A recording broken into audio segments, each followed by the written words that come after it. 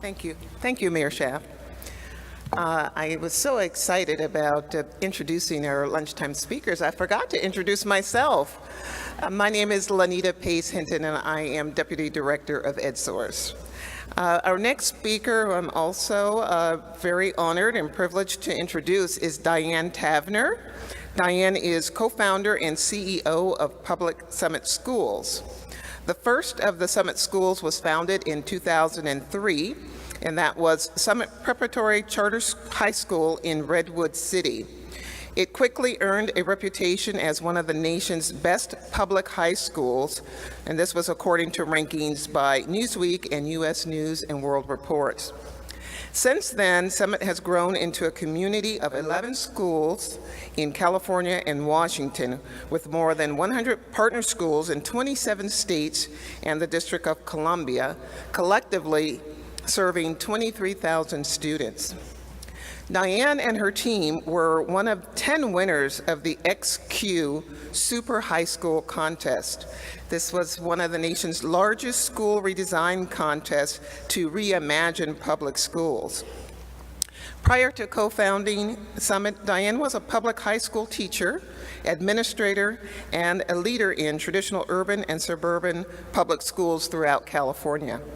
So she's going to talk to us today about how personalized learning will reshape student learning. Please welcome Diane Tavenner.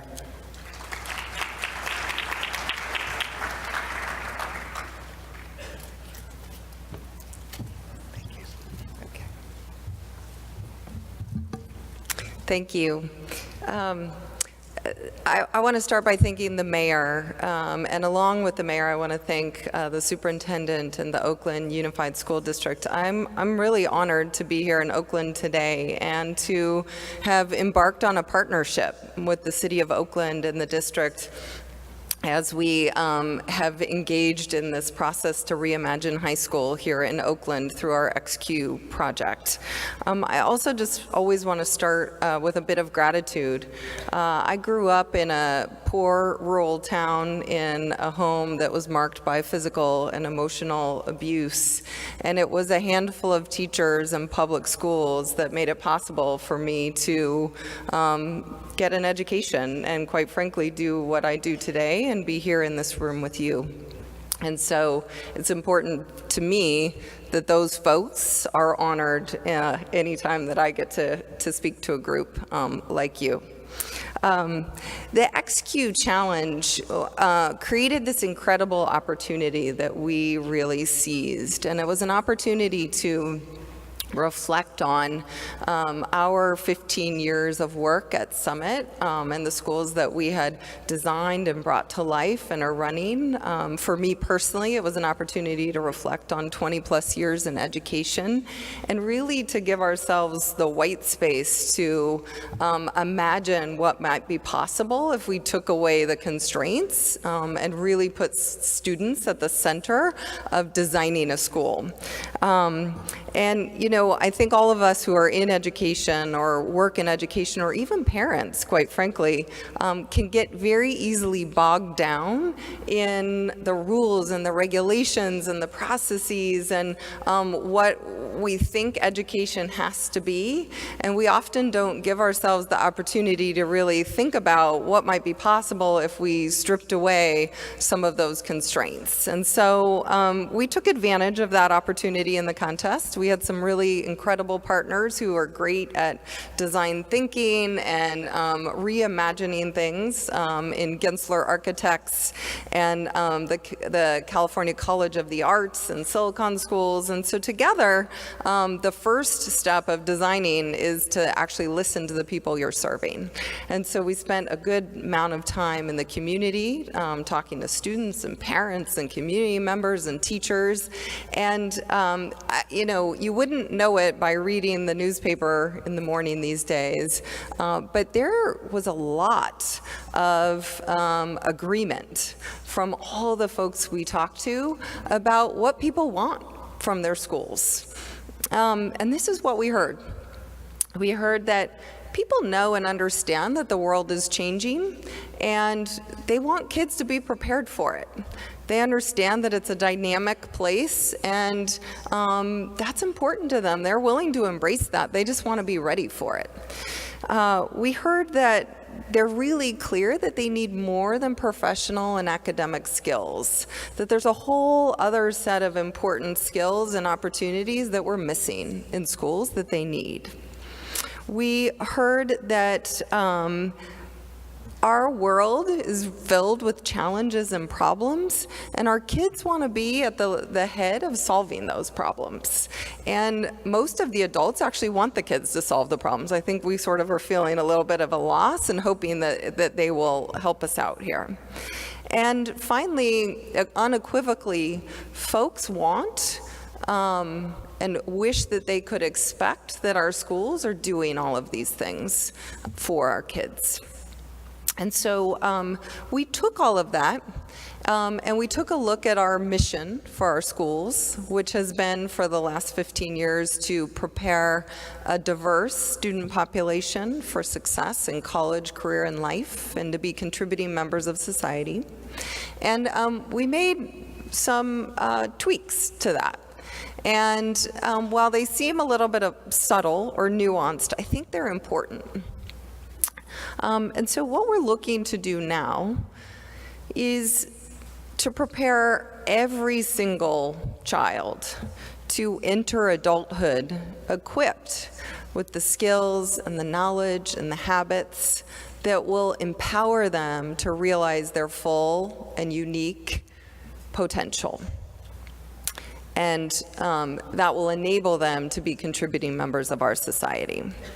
So like I said, a little bit subtle of a change there, but two really important pieces that I want to point out. And the first is the shift from an adult-oriented system to a student-oriented system. So no longer is the mission for us, the adults, to prepare students.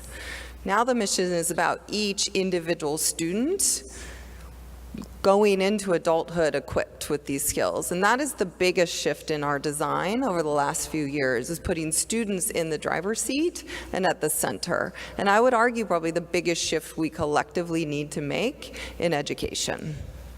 And the second piece is this idea of each person being a unique individual. And certainly parents understand this. You don't need to explain this idea to parents, that everyone has a child who's unique and individual. And certainly if we stop for a moment and think about ourselves, I think we realize that we are unique human beings.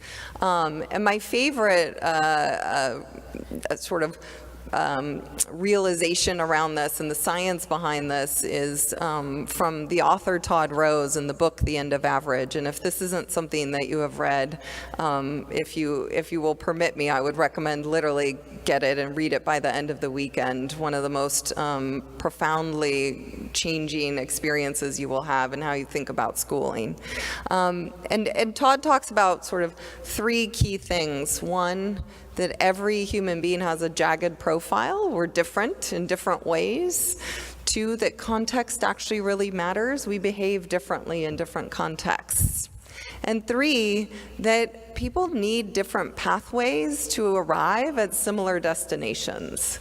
So whether it's how we each learn to read or how we cure a particular type of cancer, there are different pathways that will work different and better for different people. So taking all those pieces into consideration, students should be in the driver's seat, and we should acknowledge that they're all individuals.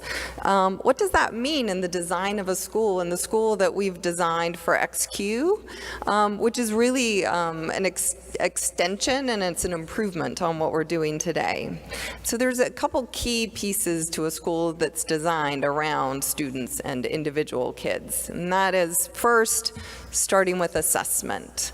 So what we measure is what we end up valuing. And so assessment goes well beyond academic content knowledge and skills in reading and math. And our schools have to push themselves to assess something beyond those basic skills and knowledge. We focus on prioritizing assessment that provides timely, actionable, and honest feedback to kids, their parents, and teachers. Imagine a world where we don't give tests to kids that aren't meaningful to them. Just imagine that for a minute. Where we only assess them because we're looking to help them improve and grow, and for ourselves to improve and grow. And we go well beyond math and reading, and we think about all of the skills and the habits and the knowledge they need. So that's number one, you have to assess what you value. Two, the type of work students are doing in schools really matters. And so in our schools, our students are doing project-based work, where they're taking real, authentic, purposeful problems and they're solving them. And they're bringing skills and knowledge to the solving of those problems. And they're driving those processes and they're collaborating to do it. And that's the bulk of the time. It's not, as we would say, dessert, where you've had a different main course. It's actually the main course of learning in our schools. And the second piece is an expeditionary learning approach. So kids spending at least 8 weeks a year immersed full-time in areas of interest and passions, and going deep dives into exploring what it is that they care about and what they're good at and what they want to pursue, and discovering what a future might look like for them. And finally, this is all driven by the students. And so equipping kids to think about the future and to imagine a future and to set goals for a future, and then to tie those future goals to their daily actions, decisions, and behaviors. And helping kids really understand the connection and the purpose for what they're doing every day. The other thing that changes when you have a school like this are the roles and the responsibilities. And this is probably the hardest one for students, or not for students, it's quite easy for them. It's the hardest one for the adults in the building and people like me, because those of us who have gone into education have an image of what our role is. And if you think about the messages we've been given and how we've been trained, we're all about managing classrooms and, and teaching content and delivering instruction, and very adult-centered organizations. And so when kids are driving their own learning, the role of the adult has to change. This is probably the hardest part. But what we get to become as adults is so incredibly rewarding, and in my opinion, what most of us went into education to do. And so we become mentors and coaches and guides. We become facilitators of learning and learners. We become tutors where we can intervene and really support kids. And we actually become data analysts where we can look at good information and know where we can best deploy our skills. And in really well executed environments, this means that teachers are doing high value activity and behavior all day long, and we've gotten rid of the stuff that is really low value. And then finally, an element of a school like this that is incredibly important and what makes it possible, because a lot of the ideas I'm talking about are not new. Certainly project-based learning and individualization and things like that have been around for a long time. But what makes them very promising and possible today are the tools and the technologies that we have available to us that enable this to happen. And not just for 1 or 2 kids or for some kids, but for all kids, and not allowing anyone to fall through the cracks or be left behind. And so that's what the currently available tools and technologies allow us to do. Specifically, it's allowed us to build what I would call an operating system that really enables schools like ours to function. It gives students and parents and teachers the data and the information that they need to drive their learning. It gives them a full experience and lays out in front of them all the things that they'll want to learn and what they'll want to pursue, and it allows people to mentor and coach and guide and do all of the things I've talked about. It also allows for us to have common assessment plans and frameworks where we can assess far more than just basic reading and writing once a year, where we can embed that into the daily practice and behaviors and give the quality feedback that we're talking about. And so these tools and technologies really allow us to do what we've wanted to do for a long time, but simply haven't had the ability to do. I'm going to conclude by asking all of us to do something that is a big part of design, and that is to visualize something. I think that in my experience as an educator, it's very hard to imagine a world where we don't have big achievement gaps, and we don't have inequities, and we don't have inequalities, and we don't have institutional barriers. And so when you can't imagine that, or you don't think about that, it means most of the work you're doing is driving to try to overcome that the best you can in the corner of your world. And one of the things that Xcube allowed us to do is really imagine what would the world actually be like if we did solve some of these problems. And so I hope you will join me for a moment and imagine, what does it look like if lots and lots and lots of schools are places where every single child is leaving equipped for adulthood, where every child is deeply engaged in their education, where every child is safe and a part of the community and feels like they belong. And what does the world look like if that is true? And let's not think that that's not possible and that it can't happen quickly. And so the last piece I will share with you is the experience I've had in the last year, which is for the last almost 15 years, I've had folks come and visit our summit schools, and inevitably they come and they say, oh my gosh, that's amazing, and oh, I love how you do that, and that's so great, and thank you for doing that, and you know, I would like to do that. And then they leave, and when we follow up, very rarely has anything actually happened. There wasn't a way for us to connect or for that to transfer or to translate.